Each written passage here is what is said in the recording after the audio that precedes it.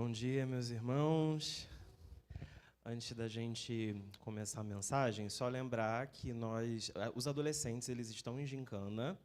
Não sei se a igreja toda já estava sabendo, mas nós começamos uma gincana onde todo mundo que atingir uma pontuação mínima, que a gente já determinou, vai ganhar prêmio. Então, cada um só está competindo consigo mesmo, né?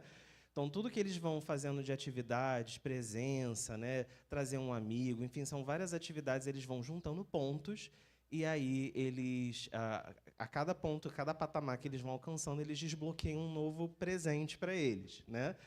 Começou na semana passada, e quem está na liderança, por enquanto, é a Carol. Carol, semana passada... Carol foi a que mais acertou lá os desafios, né? Abriu aí a liderança, a gente está bem empolgado. Então, adolescentes, venham às 5 horas, vai ser um privilégio ter vocês aqui. E depois, quando vocês verem os prêmios, quem não vier vai se arrepender de não ter vindo, porque é só coisa legal. Não é uma caixa de bis, tá? É nada contra, porque uma caixa de bis é uma delícia. Mas é algo melhor, tá? Então, venha que você vai descobrir. E o pastor tinha perguntado, apresentar rapidinho, meu amigo veio hoje, para mim é uma grande alegria ele estar aqui comigo, né? É um amigo da faculdade, que é o Fernando. Então, nós estudamos juntos, e lá pelo 5º período, né, ele acabou, vou fazer engenharia. Aí ele foi para um outro curso, e aí eu segui, né, biomedicina, e lembro na época, assim, falei, poxa, né, porque a gente tem aquela coisa de... a gente acaba vendo muito as pessoas com quem a gente convive, né? Tem muitos amigos que, quando a gente muda de lugar, né, vai para um outro emprego ou para uma outra igreja, a gente acaba não conseguindo, né, manter tanto contato, né, porque a gente não se encontra tanto. E a gente acabou não conseguindo se encontrar muito depois, mas é um amigo querido assim de muitos anos, e toda vez que a gente pode se encontrar, para mim é sempre um privilégio. Quando eu estava na outra igreja, ele morava em Realengo, então ele chegou a visitar a minha outra igreja. E agora, recentemente, a gente descobriu, né, que a gente morava perto por aqui. Eu falei, vamos lá e tal. E hoje ele veio aqui visitar a gente. Então, Deus abençoe a sua vida. Para mim é uma grande alegria ter você aqui. Gente, vamos lá. Não parece, tem gente que diz que não parece, mas eu sempre fico muito nervoso quando eu vou pregar, né? Eu engano bem, mas assim, eu sempre fico muito nervoso. Vamos lá, vamos abrir a nossa Bíblia em Atos, capítulo 12. Nós vamos ler o capítulo todo. Geralmente eu não gosto muito de usar um texto muito extenso, mas esse não teve muito jeito. Eu vou ler aqui na minha versão, que é NVI, e vocês podem acompanhar na sua Bíblia.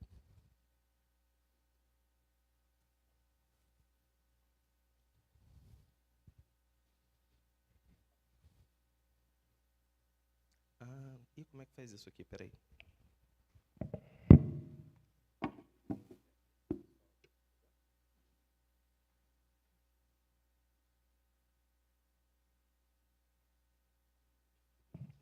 Que chique. Vamos lá. Atos capítulo 12. Nessa ocasião, o rei Herodes prendeu alguns que pertenciam à igreja, com a intenção de maltratá-los, e mandou matar à espada Tiago, irmão de João. Vendo que isso agradava os judeus, prosseguiu, prendendo também Pedro durante a festa dos pães sem fermento. Tendo-o prendido, lançou-o no cárcere, entregando para ser guardado por 4 escoltas de 4 soldados cada uma. Herodes pretendia submetê-lo a julgamento público depois da Páscoa. Pedro, então, ficou detido na prisão, mas a igreja orava intensamente a Deus por ele. Na noite anterior ao dia em que Herodes iria submetê-lo a julgamento, Pedro estava dormindo entre 2 soldados, preso com 2 algemas, e sentinelas montavam a guarda à entrada do cárcere. Repentinamente apareceu um anjo do Senhor, e uma luz brilhou na cela. Ele tocou no lado de Pedro e o acordou. Depressa, levante-se, disse ele. Então as algemas caíram dos punhos de Pedro. O anjo lhe disse: vista-se e calce as sandálias. E Pedro assim fez. Ainda disse-lhe o anjo: ponha a capa e siga-me. E saindo, Pedro seguiu, não sabendo se era real o que se fazia por meio do anjo. Tudo lhe parecia uma visão. Passaram a primeira e a segunda guarda, e chegaram ao portão de ferro que dava para a cidade. Este se abriu por si mesmo para eles e passaram. Tendo saído, caminharam ao longo de uma rua, e de repente o anjo o deixou. Pedro caiu em si e disse: agora sei, sem nenhuma dúvida, que o Senhor enviou o seu anjo e me libertou das mãos de Herodes e de tudo o que o povo judeu esperava. Percebendo isso, ele se dirigiu à casa de Maria, mãe de João, também chamado Marcos, onde muita gente havia se reunido e estava orando. Pedro bateu à porta do alpendre e uma serva chamada Rode veio atender. Ao reconhecer a voz de Pedro, tomada de alegria, ela correu de volta, sem abrir a porta, e exclamou: Pedro está à porta. Eles, porém, lhe disseram: Você está fora de si. Insistindo ela em afirmar que era Pedro, disseram: Deve ser o anjo dele. Mas Pedro continuou batendo, e quando abriram a porta e o viram, ficaram perplexos. Mas ele, fazendo sinal para que se calassem, descreveu como o Senhor o havia tirado da prisão, e disse: Contem isso a Tiago e aos irmãos. Então saiu e foi para outro lugar. De manhã, não foi pequeno alvoroço entre os soldados, quanto ao que tinha acontecido com Pedro. Fazendo uma busca completa e não o encontrando, Herodes fez uma investigação entre os guardas e ordenou que fossem executados. Depois, Herodes foi para a Judéia de Cesareia e permaneceu ali durante algum tempo. Ele estava cheio de ira contra o povo de Tiro e Sidom. Contudo, eles haviam se reunido e procuravam ter uma audiência com ele. Tendo conseguido o apoio de Blasto, homem de confiança do rei, pediram paz, porque dependiam das terras do rei para obter alimento. No dia marcado, Herodes, vestindo seus trajes reais, sentou-se em seu trono, fez um discurso ao povo, e eles começaram a gritar: É voz de Deus e não de homem. Visto que Herodes não glorificou a Deus, imediatamente um anjo do Senhor o feriu, e ele morreu comido de vermes. Entretanto, a palavra de Deus continuava a crescer e espalhar-se.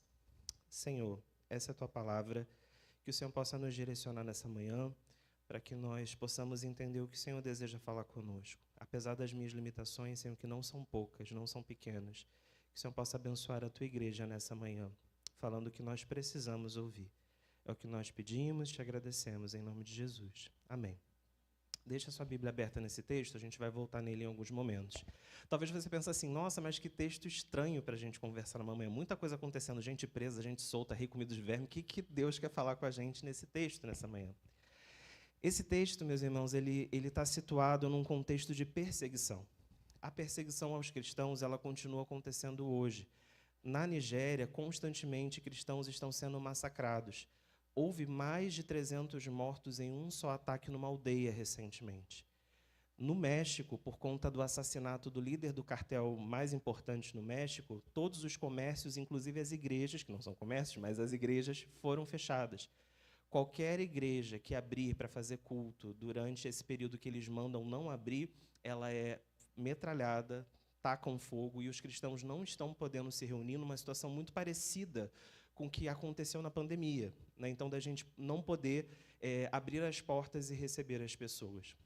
O cristianismo ele é proibido por lei ou coibido de alguma forma, direta ou indiretamente, em pelo menos 60 dos 196 países que existem no mundo. É proibido ser cristão. Não somente isso, mas a Bíblia é o livro mais perseguido de toda a história.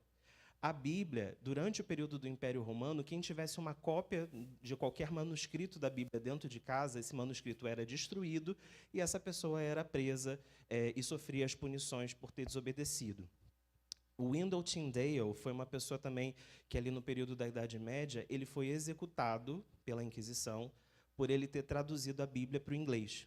Por exemplo, qualquer tradução não autorizada era considerado heresia e a pessoa era morta. E durante as ditaduras mais recentes também, a Bíblia ela foi proibida durante o comunismo soviético, Revolução Chinesa e durante todo o período do regime norte-coreano, que começou em 1940 e até hoje. Qualquer pessoa na Coreia do Norte, se tiver uma Bíblia dentro de casa, ela é morta por fuzilamento. E, até hoje, a Bíblia continua sendo o livro mais perseguido do mundo. No Brasil, nós não vivemos essa realidade, não desse jeito. Casos de intolerância religiosa contra evangélicos de uma forma que chegue à agressão física são relativamente raros. Na minha família, por exemplo, meu pai ele foi expulso de casa quando ele se converteu. Então, quando ele declarou para a família que ele se tornaria cristão evangélico, ele foi colocado para fora de casa, né? E outras coisas aconteceram em retaliação por essa decisão, mas são casos relativamente incomuns. Mas no Brasil a gente vive um ataque massivo no seguinte sentido. Recentemente, um exemplo claro disso foi a declaração da Luana Piovani, não sei se todo mundo ficou sabendo, que ela falou, abre aspas, o evangélico de hoje é o que há de pior no ser humano, virou o protótipo de um ser desprezível. E ela falou isso abertamente. E ela não é a primeira a falar coisas desse tipo, né? Se nós olharmos, por exemplo, até mesmo no contexto do carnaval, também é um bom exemplo disso, né? No carnaval, recentemente, por mais que depois que o escândalo aconteceu, não era bem assim, vocês entenderam errado, aquela coisa toda, os evangélicos eles foram indiretamente representados como um protótipo da hipocrisia da família conservadora brasileira, né? Então, eles foram colocados lá como a família em conserva, como uma espécie de deboche, né? Não só os evangélicos, mas havia essa menção também. Mas não foi um caso isolado, já teve escola de samba fazendo representação de Satanás vencendo Jesus, né? Não sei quantos lembram disso. Já teve um desfile todo que o samba enredo era sobre Jesus, distorcendo, colocando várias versões que nunca existiram sobre quem Jesus é, crucificando vários tipos de Jesus, enfim. E se a gente olhar, por exemplo, os blocos de rua também, a gente vê muitas fantasias sobre Jesus, né? Fantasia de Jesus, e geralmente em tom de escárnio, de deboche, até mesmo de outros segmentos religiosos. É muito comum ver fantasia de freira, com fantasias muito sexualizadas. Então, isso não existe, por ser considerado uma religião quase que majoritária no Brasil, não é considerado intolerância, porque muitas vezes esses crimes de intolerância é só quando é para a minoria. Quando é para uma maioria, é igual aquele conceito que a gente fala de racismo contra brancos. Não pega como racismo, né? Mas muitas vezes são injúrias raciais também, né? Mas o fato é que, justamente porque nós temos esse instinto, ou deveríamos ter, de não retribuir o mal com o mal, a gente não ataca quem nos ataca, ficou legal atacar a igreja. E a igreja ela é atacada historicamente. Desde todo o início da igreja, a igreja ela é atacada. E nesse texto que nós lemos, a igreja estava sendo atacada. Se você olhar o início do texto, né, só estou mostrando que isso nunca mudou, isso sempre foi assim e continuará sendo, tá? Se nós olharmos aqui o início do texto, começa com Herodes prendendo pessoas que pertenciam à igreja. E ele falava no versículo 1 que prendia com a intenção de maltratá-los. E no versículo 2, mandou matar a espada Tiago, irmão do João. Só para vocês lembrarem, a gente costuma cantar muito, né? Pedro, Tiago, João no barquinho. O Tiago que estava no barquinho foi esse que foi morto, irmão de João. Né? Então, ele havia sido morto. Ele era um grande líder, uma pessoa importante na igreja daquela época, né? E uma coisa que eu achei muito interessante, que o texto vai dizer para a gente, que essa perseguição e morte dos cristãos agradou os judeus. Toda perseguição contra a igreja agrada pessoas. Existem pessoas que celebram quando a igreja toma pancada, que celebram quando um escândalo acontece, quando um pastor é preso, que celebram quando alguma coisa muito ruim, que mancha a reputação dos evangélicos, acontece. Tem gente que celebra isso, tem gente que torce por isso, né? E é isso que a gente começa a ver. Sempre tem alguém que vai ser plateia, que vai olhar isso como um tipo de espetáculo. Só que o que o texto mostra para a gente é que os discípulos eles estavam no meio daquilo ali, e não sei quantos já sabiam disso, mas durante boa parte, na verdade, durante todo o livro de Atos, os discípulos ainda se consideravam judeus. Eles só foram entender que eles eram alguma outra coisa no 2º século. A Bíblia já tinha encerrado, o Apocalipse já estava escrito, então, durante todo esse período, eles ainda achavam que eles eram judeus, só que eles eram judeus que já tinham entendido que o Messias veio, enquanto os outros estavam ainda esperando aquele Messias. A prova disso, quando a gente lê o livro de Atos, é que eles continuavam indo nas sinagogas, eles continuavam participando das cerimônias judaicas. O próprio Pedro, o texto diz isso para a gente, se você olhar aí no versículo 3, ele foi preso na festa dos pães asmos, era uma festa judaica. Então, eles continuavam vivendo aquela liturgia porque eles achavam que eles ainda eram um junto com aquele povo. Né? Aquele povo que estava perseguindo, que estava maltratando, eles pensavam assim, olha, eles ainda são um de nós ainda somos um deles. Só que eles ainda não entenderam a mensagem que a gente precisa levar para eles. E só no 2º século, como eu falei, que eles foram entender que, na verdade, eles eram uma outra coisa. Né? E isso, na verdade, meus irmãos, é uma grande verdade para todos nós. Quem ataca a igreja não é cristão, é uma outra coisa. Quando a gente olha, por exemplo, a própria declaração da Luana Piovani, já que eu usei isso como exemplo, no meio da entrevista dela, ela fala, eu sou uma evangélica macumbeira. Então, assim, irmãos, ela não é cristã, é uma outra coisa. Então, assim, todo mundo que ataca a igreja é uma outra coisa, não é cristão. Né? E eu posso até falar num caso meu, assim, houve um período que eu falava uma frase que era muito verdade para mim. Eu falava o seguinte: eu tenho muito orgulho de ser cristão e muita vergonha de ser evangélico. Eu adorava falar isso, porque eu achava que era muito verdade isso. Só que depois eu me dei conta que o período da vida em que eu mais falei isso era justamente o período que eu mais tive crise de fé, que o meu relacionamento estava pior com Deus. Então, quando a gente tem essa crise de identidade, geralmente é porque a gente precisa reforçar a nossa conexão com Deus. A gente não vem para a igreja, a gente não serve ao Senhor olhando para os lados, a gente tem que servir olhando para o alto. Porque gente fazendo o que não presta tem em qualquer religião, né? Só que quando a gente perde o ânimo de servir a Deus porque pastor famoso, fulano de tal, fez besteira, então a nossa fé não está alicerçada no Senhor. Está alicerçado numa imagem positiva construída socialmente na história, no nome batista. Não é isso que... Não foram os batistas que morreram na cruz por nós. Não é por eles que nós estamos aqui, né? E aí, esse é um primeiro conceito que a gente precisa entender. Quem ataca a igreja não é cristão, é outra coisa. Segunda coisa que a gente vê nesse texto é que nós precisamos nos unir mais em prol das dores uns dos outros, né? Paulo ele vai dizer: se um membro do corpo sofre, todo o corpo padece junto com ele. E a prisão de Pedro causou uma reunião da igreja.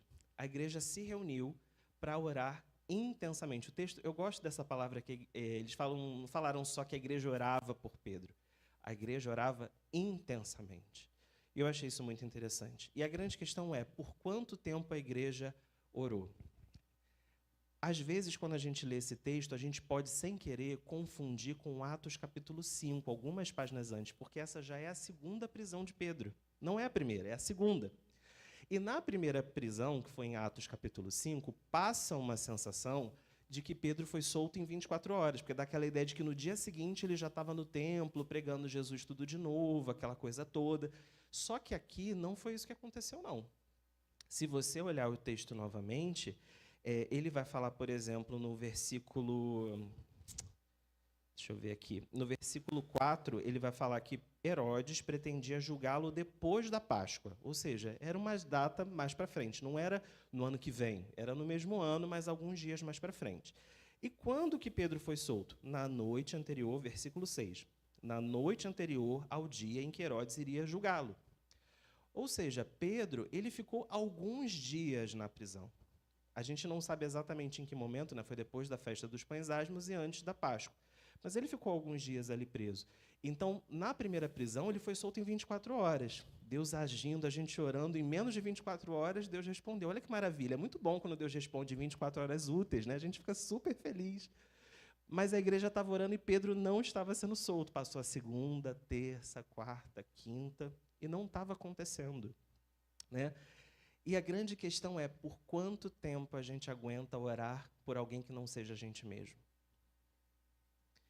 Porque eu fico assim, não sei vocês, mas eu fico muito admirado quando eu fico vendo histórias, por exemplo, de uma mulher que ela tinha um marido que não era cristão, bebia pra caramba, batia nela, e ela, ao invés de se divorciar, o pessoal falava: divorcia, divorcia, divorcia. Ela: não, vou orar, vou orar, vou orar. E ela orou 20 anos e depois o cara tomou jeito. Eu fico impressionado. Eu falei: como é que essa pessoa aguentou não só orar, mas passar por isso durante 20 anos? Porque foi uma escolha dela. Ninguém estava apoiando ela a fazer isso, mas ela entendeu que tinha que fazer isso, aguardar e orar e buscar.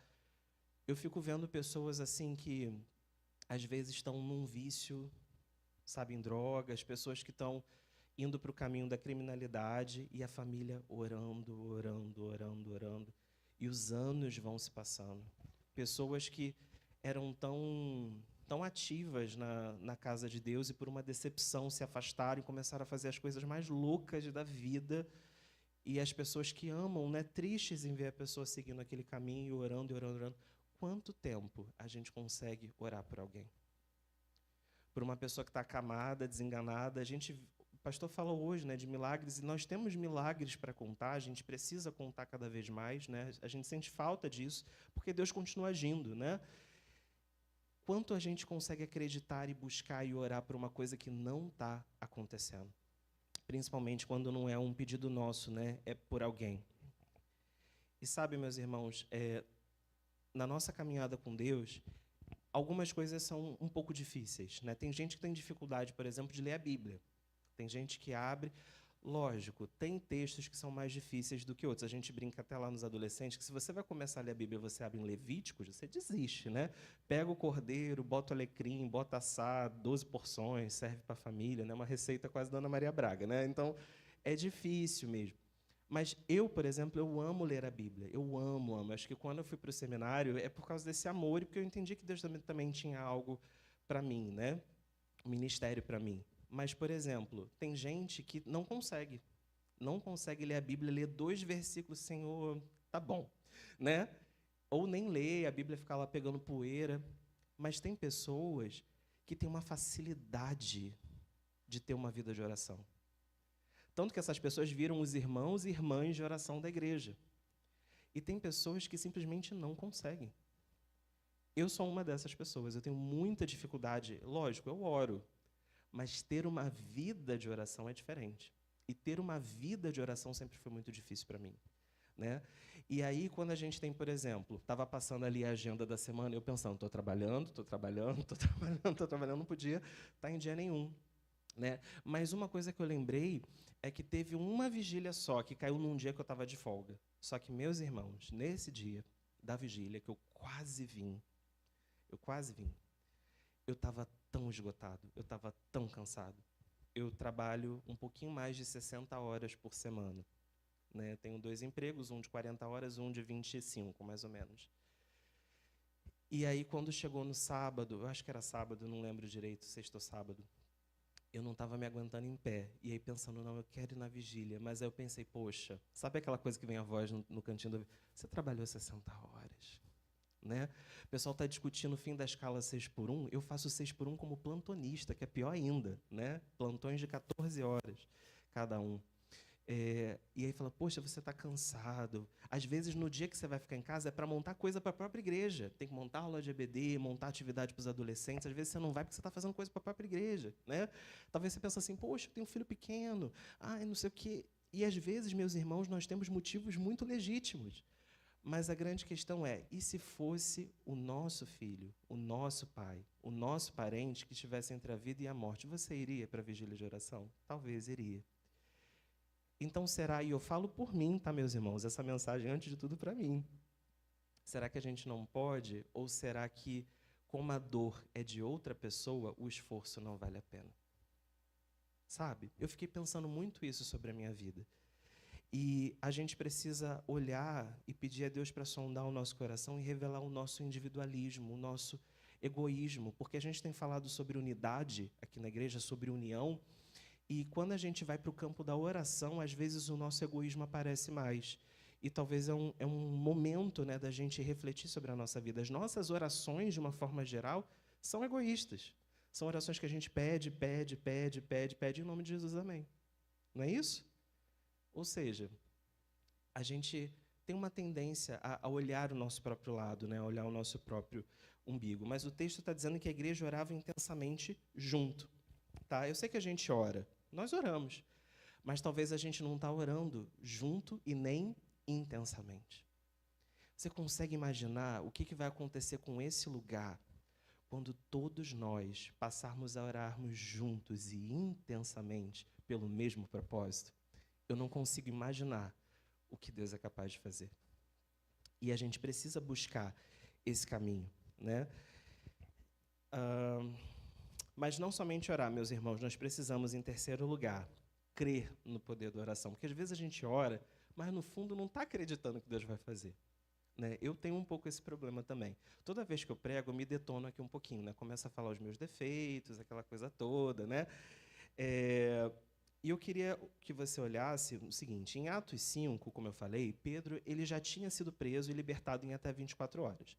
Quando Pedro estava sendo liberto agora, o próprio texto vai dizer para a gente que ele não sabia, né? Isso está no versículo 9, ele não sabia se era real, se era um sonho, tipo, Deus me libertando por meio de um anjo, só que isso já aconteceu. Em Atos 5 tinha acontecido a mesma coisa. E sabe uma coisa que eu acho interessante? É muito difícil a gente acreditar que Deus vai fazer quando ele nunca fez nada parecido. Você fica assim, poxa, mas Deus vai abrir essa porta, Deus vai fazer esse milagre. Como que ele faria isso? Quando Deus nunca fez, você fica com o coração cheio de dúvida. Mas no caso de Pedro, Deus já tinha feito, igualzinho. Ele falou, não sei se é isso mesmo. Será que é um sonho? Será que eu estou sonhando? Né? Será que é real? E não somente Pedro, se a gente olhar, a igreja também não acreditou. E é muito curioso a gente pensar que uma igreja ela pode estar junta, no mesmo propósito, orando intensamente, Senhor, liberta Pedro, liberta Pedro, liberta Pedro. Aí Pedro chegou, não é possível, não pode ser. Mas, gente, vocês não estavam pedindo isso? Aí Deus foi e atendeu. Eu acho esse texto meio engraçado, né? Porque, assim, a igreja estava lá orando, a lágrima descendo, assim... vozes da minha cabeça, tá? Fonte, vozes da minha cabeça. O pessoal lá orando, Senhor, aquela coisa toda, pedindo para Pedro ser liberto. Aí Pedro bate na porta, aí chega a empregada. Gente, Pedro está aí. Falou assim, você está maluca.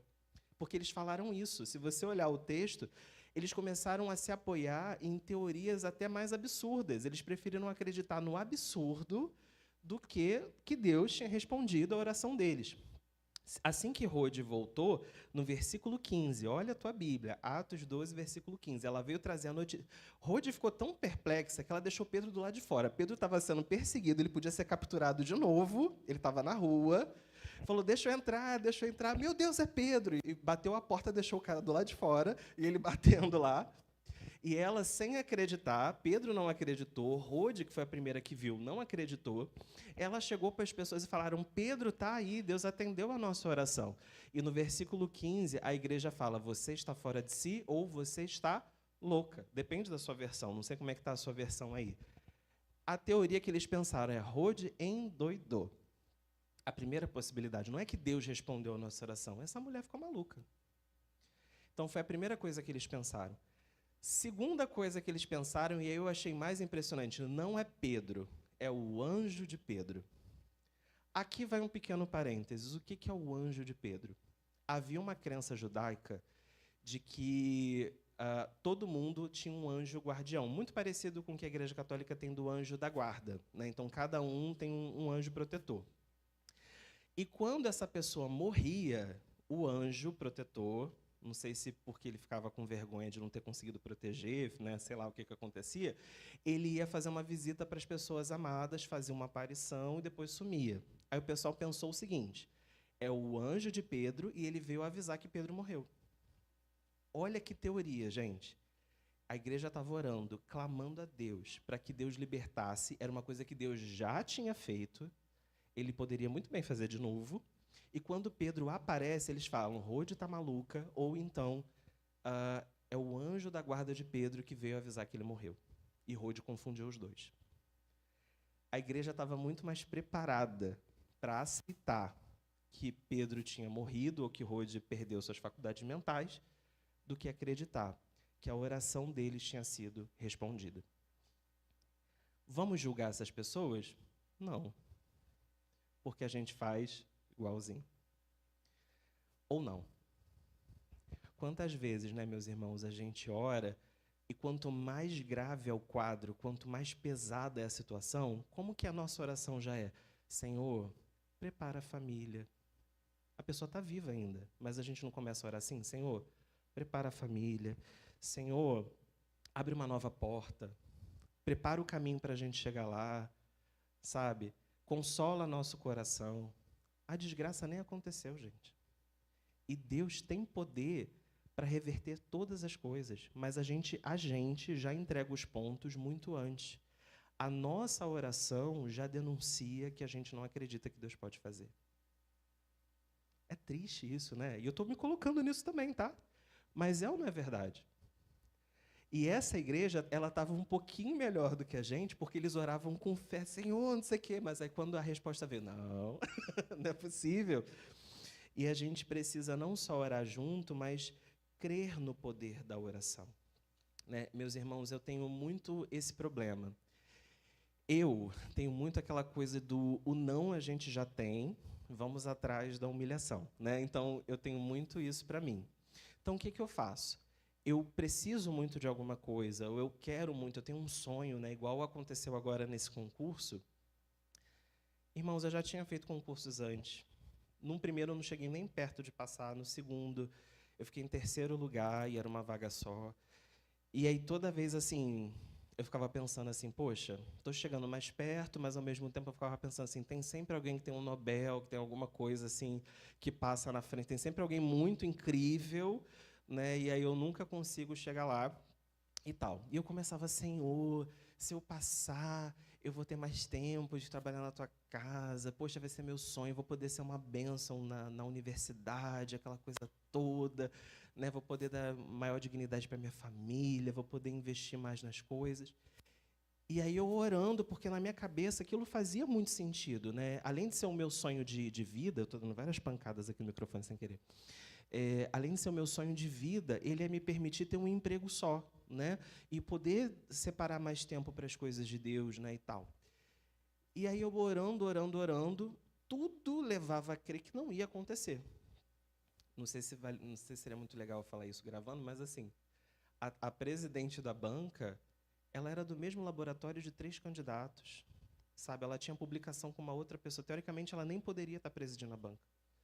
Tinha conflito de interesse. Então, assim, parecia mais um concurso com carta marcada, e eu nunca sou a carta marcada de ninguém, porque eu não sou corrupto, eu não entro por esquemas, né? E eu pensando, já era, investi as minhas férias à toa, trabalhei 1 ano, tirei 1 mês de férias, estudei para esse concurso direto, para chegar lá e descobrir que eu não tenho a menor chance. E, ao mesmo tempo que eu queria desistir, eu orava assim, Senhor, faz um milagre, Senhor, abre portas. E Deus abriu, eu falei, não é possível que eu passei. Quando saiu o resultado, eu falei, tá certo isso. Eu fiquei assim, meia hora olhando para a tela do computador. Aí o pessoal, Derek, eu falei, assim, pessoal, você passou? Eu falei, e tipo assim, eu não estava acreditando. Então, eu sou aquela pessoa que pede a Deus, vai, mas vai achando que vai dar errado. Eu sou essa pessoa. Eu, no fundo, eu acho que não vai dar certo, mas eu vou mesmo assim, só para dizer que eu tentei, sabe? Dou o meu melhor, faço a minha parte, me entrego, para no final, né? E isso, meus irmãos, eu percebo que é um mecanismo de defesa que muitas vezes a gente tem, né? A gente se blinda com esse pessimismo porque pensa assim, olha, vou me preparar para o pior. Se Deus fizer um milagre, a gente comemora, fica super feliz. Agora, se der errado, eu já esperava, né? E eu lembro que quando eu e Thaís a gente começou a namorar, foi o período mais difícil do nosso relacionamento. Por quê? Porque a gente estava namorando, mas se preparando para terminar a qualquer momento. Se terminar, porque ela tinha os traumas dela, eu tinha os meus, né? O ex-namorado dela terminou com ela, minha ex-namorada terminou comigo, foram términos traumáticos para ela e para mim. E aí, quando a gente estava lá, a gente estava assim, ai, como é bom estar com você, mas se eu tivesse também solteiro, tá tudo bem, sabe aquela coisa assim? E não dá para ser feliz assim, meus irmãos. Um relacionamento não dá certo, então foi um período muito ruim. E a gente só conseguiu assim aproveitar realmente a companhia um do outro quando a gente resolveu tirar as blindagens e arriscar e dar saltos no escuro mesmo. E com Deus é a mesma coisa, não dá sem fé, é impossível agradar a Deus. Não tem como você se relacionar com Ele e falar assim, Senhor, faz a tua vontade, mas também se não fizer, já estou esperando isso mesmo. Deus ele não tem prazer, ele quer fazer percebendo que você realmente acredita que Ele pode fazer. Deus ele não depende disso, mas ele tem um prazer de te responder e ver o teu coração que você esperava por aquela resposta. Sabe? E a gente precisa não só orar junto e intensamente, mas orar acreditando no que a gente está pedindo e orar com fé. E para a gente terminar, o último ponto que eu queria falar é que quem persegue a igreja, o próprio Deus, se encarrega dessas pessoas. Eu vou correr que a hora está avançada. Se a gente olhar para a história, meus irmãos, Nero, um grande perseguidor da igreja, comete suicídio. Domiciano, assassinado numa conspiração dentro do palácio. Décio, morto à espada em batalha. Valeriano morreu capturado em batalha, humilhado publicamente, torturado. Hitler, suicídio. Mussolini, morto por fuzilamento. A escola de samba que debochou da família, rebaixada. Né? Não estou querendo dizer que isso é uma regra. Eu não sou aquelas pessoas que acham que Deus afundou o Titanic porque falaram nem Deus destrói esse navio. Não é isso. Mas o fato é que a pessoa que quer guerrear contra Deus não vai encontrar paz nessa vida. Sabe? Deus ele é tão poderoso, meus irmãos, que ele não precisa que nós defendamos ele de tipo, vou processar, vou atacar, vou bater de volta. Não precisa. E é por isso que as pessoas batem tanto na gente, porque o cristão de verdade dá outra face, não revida. Mas você pode confiar que não tem como uma pessoa vencer a Deus. Quem quiser desafiar a Deus já está com a derrota declarada. Essa que é a grande realidade. E se nós olharmos, Herodes era uma pessoa que se levantou contra tudo e todos. Eu não sei se eu esqueci de comentar, esse Herodes é o Herodes Agripa I, que ele era neto do outro Herodes que matou 2.000 bebês para tentar matar Jesus, lá na infância de Jesus. Então, aquele era o Herodes coisa ruim, avô, e esse é o Herodes coisa ruim, neto. Né? Então, era o Herodes Agripa I. E esse Herodes, ele prendeu líderes da igreja, matou Tiago, prendeu Pedro também, queria submeter, né, a julgamento. Ele arrumou problema, né, com o povo de Tiro e Sidom, que fala aqui no texto. E aí ele quis buscar o título de Deus para si. Quando a gente lê, às vezes pode parecer que foi uma coisa voluntária do povo de Tiro e Sidom. É voz de Deus e não de homem. Na verdade, ele buscou isso. Se a gente olhar o texto, no versículo 21, vai dizer que ele marcou data e hora. Ele foi com roupa especial, sentou no seu trono, fez um discurso. Ele planejou aquilo. Ele queria ser um Deus. Né? E aí a gente pensa o seguinte, né? Ele estava lá todo pomposo e é muito engraçado a gente ver que tem pessoas que no palanque elas estão tão vislumbrantes, assim, tão imponentes, mas por dentro ela já está doente, ela está morrendo. Então, aquele que queria ser Deus, ele estava sendo consumido por dentro por uma doença.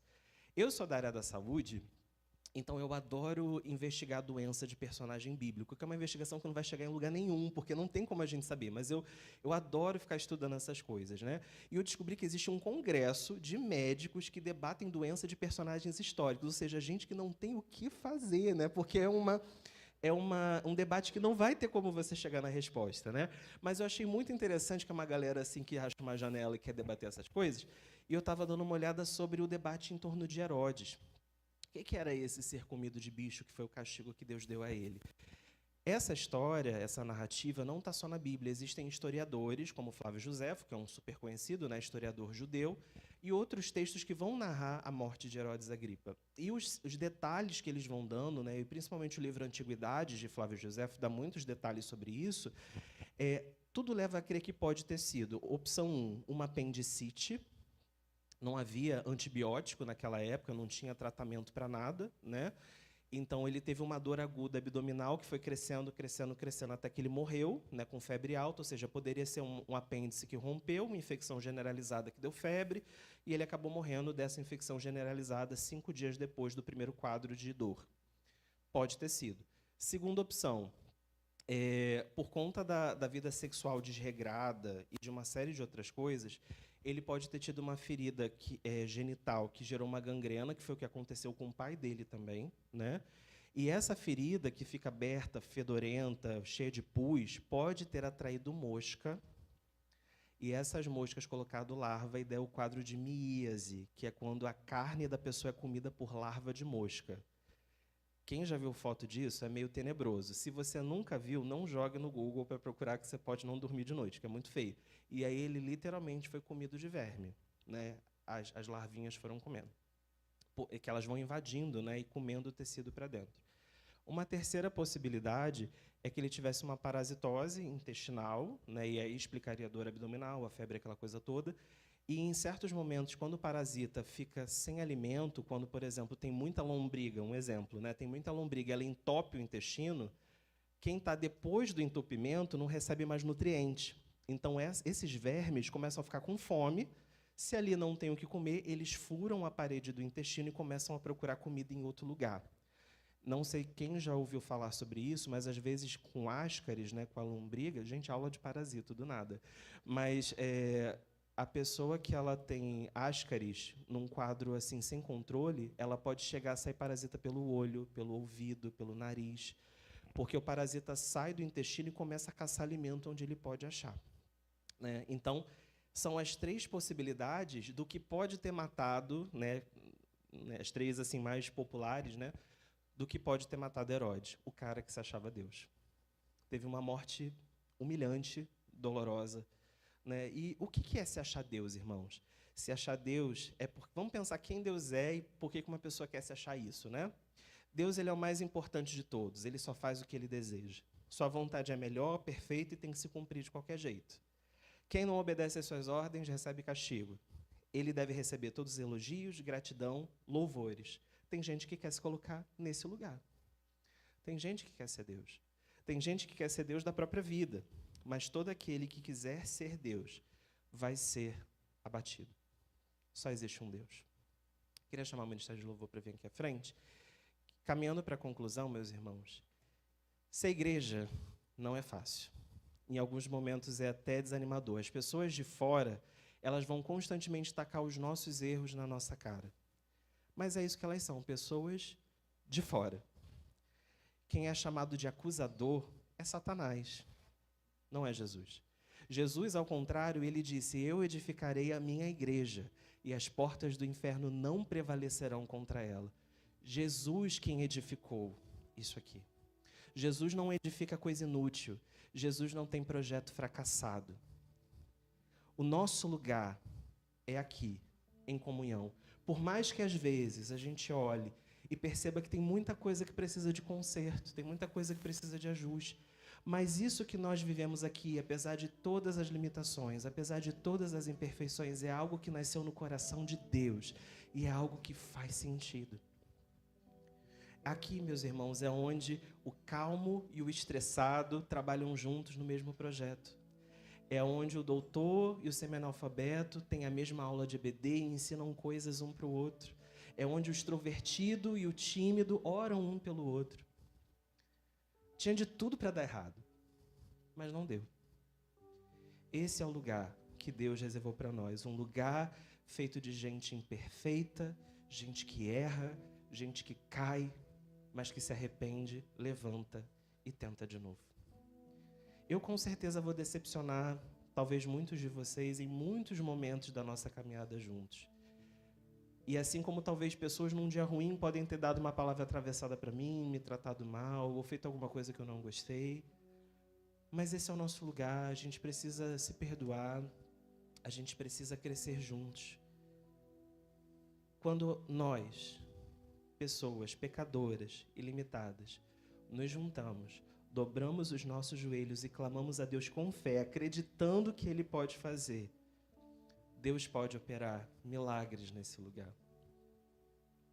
Deus, Ele quer usar a nossa igreja para curar pessoas, para libertar pessoas, para restaurar pessoas.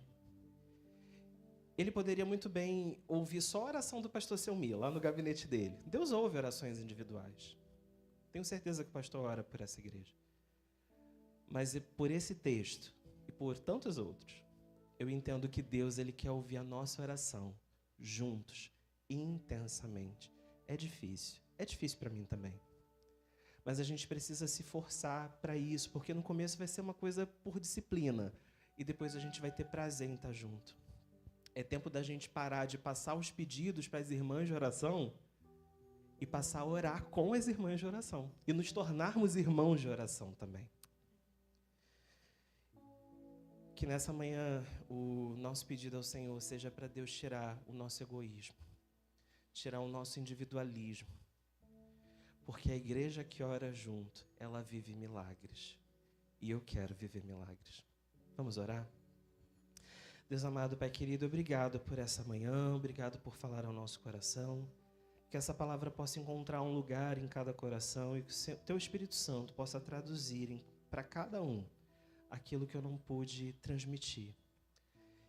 Nós temos dificuldades, Senhor, nós temos necessidades, nós temos feridas aqui nesse lugar, temos traumas, temos coisas que precisam ser deixadas para trás, coisas que precisam ser superadas, existem bloqueios e a gente percebe isso. E a gente precisa Te buscar, Senhor, porque eu tenho certeza que quando nós orarmos juntos, nós veremos um avivamento acontecer no nosso coração e nesse lugar. Uma igreja que Te buscará com alegria, Senhor, com desejo, uma igreja que terá prazer em orar um pelos outros. Senhor, Nós ainda não somos o que o Senhor merece, nós ainda não somos o que deveríamos ser, mas obrigado porque nós já não somos mais quem nós éramos. E sabemos que aquele que começou a boa obra no nosso coração, Ele é fiel para completar. Senhor, que a Tua igreja aqui nesse lugar possa ser usada por Ti, Senhor, para curar, libertar, transformar. Opera em nós, Senhor, tudo aquilo que porventura está no nosso coração, que está pesando o nosso coração, que está fazendo com que a gente se sinta mal nessa manhã, que de repente a gente não consiga se concentrar na Tua palavra, nos louvores. Às vezes a gente está aqui, mas o nosso coração está em outros lugares, preocupado com pessoas enfermas, não sei. Preocupado com uma porta de emprego que precisa se abrir, com uma conta que precisa ser paga e não há recursos. Eu não sei quais são as necessidades aqui nessa manhã. Mas que o Senhor possa transformar o nosso coração, que a nossa mente e o nosso coração estejam alinhados com o Teu, Senhor. Nós queremos, Senhor, viver milagres. Nós queremos ver a Tua mão fazendo coisas extraordinárias, porque o Deus que nós servimos, o Deus de quem nós lemos tantas coisas na Tua palavra, é o mesmo ontem, hoje e para sempre. As coisas que o Senhor já fez, o Senhor pode fazer de novo. E nós queremos, Senhor, que o Senhor faça novamente na nossa vida. Que o Senhor continue operando nesse lugar. Obrigado, Senhor, por essa família que me recebeu aqui. Obrigado, Senhor, por todo o carinho que eles sempre tiveram por mim, que eu possa ser bênção na vida deles e que juntos, Senhor, nós possamos ser bênção para essa comunidade. Em nome de Jesus. Amém.